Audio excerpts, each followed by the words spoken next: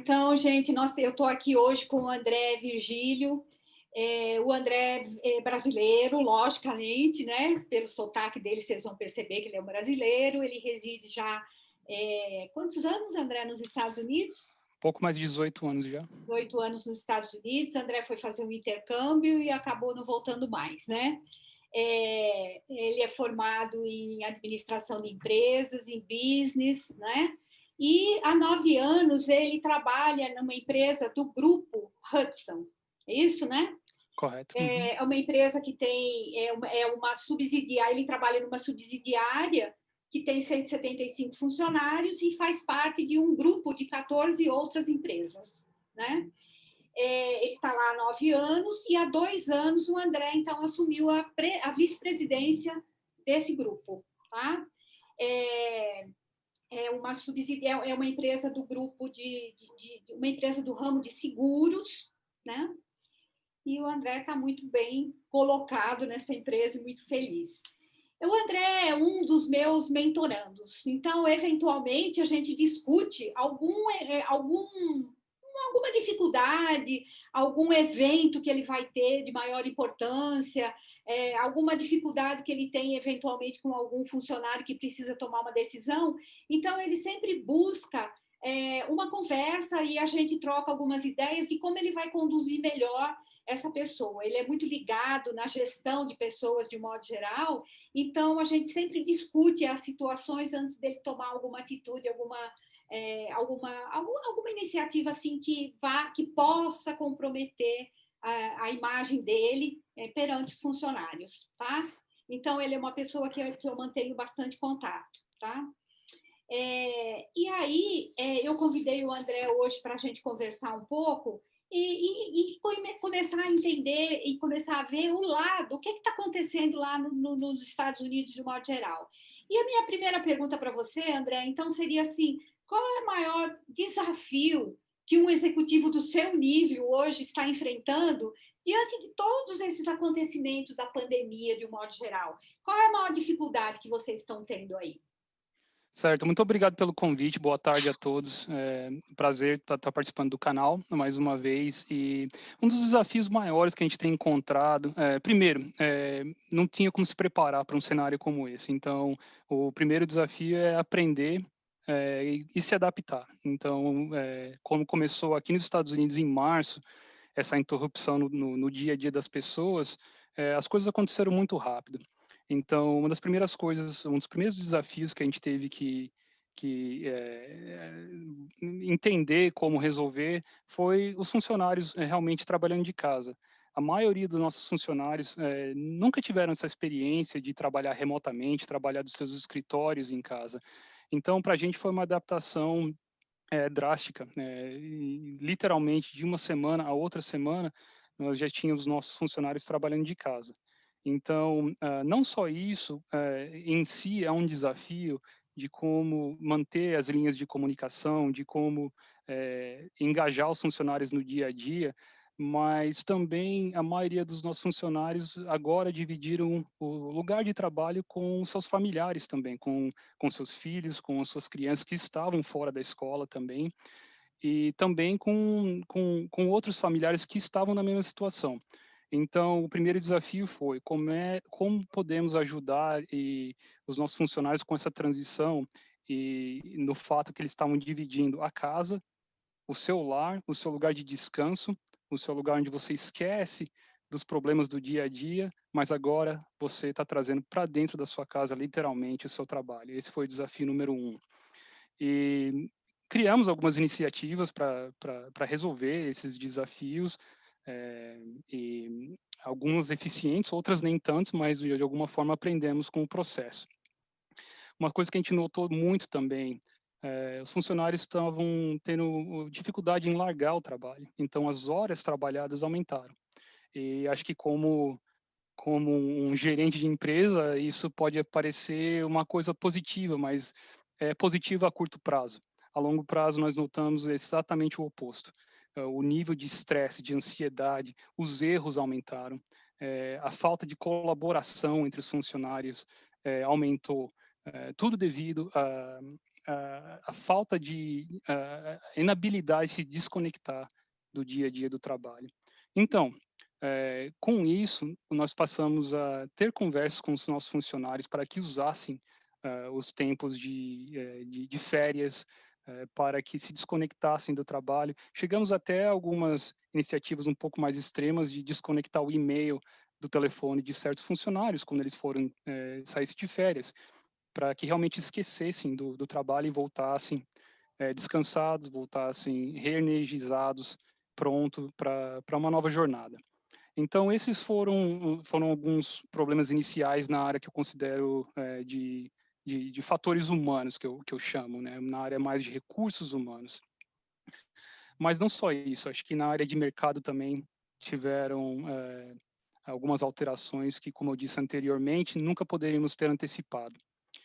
Acho que, como eu trabalho no mercado de seguros, não sei se vocês prestaram atenção nas notícias recentes, mas nós tivemos vários fazendeiros, vários agropecuários, na indústria agropecuária, pessoas jogando leite fora, literalmente despejando leite por falta de mercado. Como nós fazemos o seguro de leite, de produção de leite aqui no país, nós pagamos indenizações astronômicas, porque não tinha mercado. Então, toda aquela produção está sendo despejada. Então, o que aconteceu? Aqui na empresa, nós começamos a pensar junto, como é que a gente pode, que tipo de tecnologia, que tipo de processo, que tipo de ferramenta nós podemos colocar no lugar para evitar essa perda de dinheiro. Uma delas foi o que a gente chama de hedging. Hedging é lógico, uma palavra em inglês, mas o que significa uma oportunidade de minimizar a sua exposição a perdas. Isso significa que nós começamos a trabalhar com um grupo de actuários para identificar mecanismos de combater essa perda de preço no leite, especificamente, comprando opções no mercado, comprando opções na bolsa de valores, como um exemplo. Isso não existia na empresa. Então, um exemplo que eu estou dividindo com o grupo hoje, apesar de termos a diversidade, essa ferramenta vai ficar com a nossa empresa por anos, porque provou ser extremamente eficiente e nos livrou de uma perda total nessa área de seguros esse ano. Então, em resumo, não só no fator pessoal, mas na área de mercado também, fomos impactados diretamente, mas com desafios, é um clichê, mas oportunidades vêm também. E é isso que a gente tem focado. Quais são as oportunidades? Como a gente pode se adaptar, não só na área de mercado, mas no quadro pessoal também. E isso, André, serve assim para agora, para o momento, né, da pandemia, mas serve, vai ficar para o futuro também. Que na verdade, eu acho que qualquer empresa, todas as empresas de modo geral, elas vão ter que começar a pensar sempre nas coisas improváveis que pode acontecer, né? Então, a gente não, na verdade, deixar acontecer para depois começar a tomar algumas Uhum. atitudes. Então, é pensar no improvável. Eu acho que essa pode ser uma das lições que fica para as organizações de um modo geral? Absolutamente. Se as empresas não estiverem pensando dessa forma, na minha opinião, lógico, eu acho que estão completamente erradas. Eu acho que nós estamos fazendo parte da história, nunca experienciamos isso. Então, as empresas que conseguirem explorar e aprender através do processo, eu acho, acredito que vamos estar mais preparadas para outras disrupções no mercado no futuro, para outra, talvez não seja uma pandemia, talvez seja um colapso na bolsa, talvez seja algum outro motivo, mas isso pode ser um aprendizado para todas as empresas e para também no lado pessoal da gente também, de como se adaptar a essas adversidades e aprender com isso. E acho que especificamente para nós, para o nosso setor de indústria aqui, eu acho que apresenta oportunidades para novos produtos, apresenta oportunidades para como modificar produtos que existem hoje em dia e oferecer inovação que o mercado está precisando e vai receber novas ideias daqui para frente. Acho que um exemplo seria a interrupção de negócio. Muitos negócios fecharam por um tempo determinado aqui nos Estados Unidos. Então, a maioria das pólices de seguro não cobria pandemia, porque isso foi uma surpresa para todo mundo. Ninguém pensa numa pandemia, até que ocorreu. E, de repente, as pessoas que tinham policies se perguntaram, mas e agora? Tem uma cláusula que não cobre pandemia. Mas aí que a criatividade pode eh, aparecer e fornecer o mercado com opções. Talvez a pandemia não seja coberta 100%, mas tem uma opção de cobrir uma porcentagem por um período determinado. Aí sim faz sentido. Então, a gente está explorando outras áreas também nesse tópico, né? E aí você falou uma palavra assim super importante, né? Que em outras palavras, tanto as empresas quanto os profissionais eles vão ter que ser pessoas adaptáveis a essa nova Uhum. realidade, né? Como é que você vê os teus funcionários, a equipe aí da sua empresa, em termos de adaptabilidade? O que a empresa pode oferecer para esses funcionários? O que ela pode fazer de diferente para que eles comecem, então, a enxergar uma necessidade, uma realidade totalmente diferente? Quem não se adaptar, né? Quem não conseguir enxergar o momento diferente que vai acontecer, que está acontecendo, não vai ter mais oportunidade, né? O que vocês estão pensando nesse sentido? Olha, eu acho que nesse sentido, nós estamos trabalhando com o nosso grupo de RH, e estamos pensando em iniciativas de como treinar os nossos funcionários com as situações atuais. Então, são treinamentos bem práticos que a gente está desenvolvendo no momento, desde como você priorizar as suas funções em casa, trabalhando de casa, mas como também se envolver com a equipe. Talvez não seja na mesma sala de reunião, mas quais são opções para as equipes continuarem colaborando? Uma das nossas maiores preocupações é a falta de criatividade e colaboração. Você trabalhando individualmente dentro da sua casa, você perde aquela oportunidade de passar pelo escritório do colega e ter uma conversa casual sobre uma ideia. Essas são as nossas maiores preocupações. Então, uma das ideias é ter semanalmente um tempo reservado para as equipes se reunirem para discutir que ideias surgiram durante a semana anterior, o que eles veem em termos de melhoras em processos, melhoras em desenvolvimento de produtos. Então, é uma coisa até um pouco forçada, mas é intencional. E o motivo que é intencional é porque a gente perdeu aquele aspecto social de interação que existia nos corredores da empresa. E é aí que as ideias surgiram. As melhores ideias que nós tivemos foram de conversas casuais que se tornaram ideias sólidas e colocadas em prática. Então, essa é a primeira área que a gente está atacando. Como suprir a falta de interação social através de uma maneira um pouco forçada, mas que no momento é o que a gente tem, entendeu? Então, o que você está me dizendo assim que a forma de treinar, de desenvolver as pessoas vai ser diferente daqui para frente. Vocês estão pensando em coisas Absolutamente. diferentes.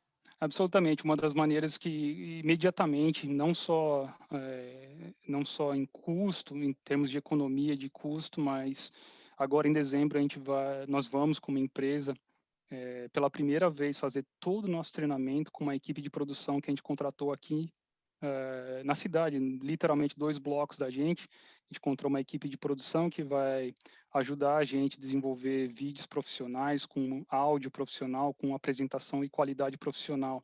O que significa, em vez de uma palestra, em vez de uma apresentação, usando o que a gente conhece muito bem, PowerPoints, que são, na minha opinião, completamente defasados em termos de eficácia e eficiência na comunicação de uma mensagem, mas o que a gente vai utilizar vai ser um processo mais de diálogo. Então, especialistas em cada área vão preparar um script, vão fazer perguntas um ao outro, preparar exemplos concretos e reais, como substituto de palestra. E isso vai ser implementado agora, em dezembro. Nós acabamos de passar pelo processo de treinamento de agosto até o final de setembro. E a nossa experiência não foi das melhores. Aprendemos com isso. Nós fornecemos mais de 200 horas de treinamento para mais de 1.500 agentes que trabalham para a gente, e o respaldo que a gente recebeu foi que a gente devia melhorar muito. O respaldo não foi bom.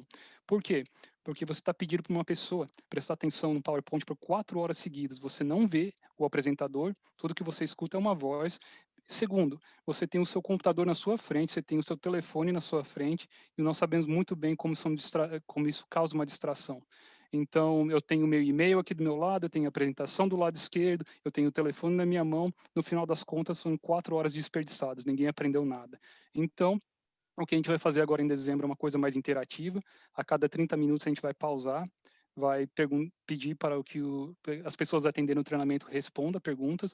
Vamos avaliar as respostas em tempo real e capitalizar nas respostas erradas, não como uma maneira de aprender em real time, para aprender no momento, se eles estão recebendo a nossa mensagem, quais perguntas foram as que mais foram erradas, e realmente manter aquele diálogo, prender a atenção das pessoas através dessas interações. E também estamos pensando em colocar algumas coisas um pouco mais, de um lado mais de humor, um pouco mais light também, fazer uma brincadeira aqui e ali, talvez mostrar uma foto engraçada, ou talvez contar alguma coisa do nosso lado mais pessoal que aconteceu no final de semana, de uma maneira de distrair um pouco também as pessoas e manter o foco, entendeu? Descontração. Né? Uhum. Então, pelo que eu entendi, vocês vão trabalhar questões praticamente do dia a dia, né? As dificuldades, o que está acontecendo, cada um coloca o seu lado, e aí a discussão gira em torno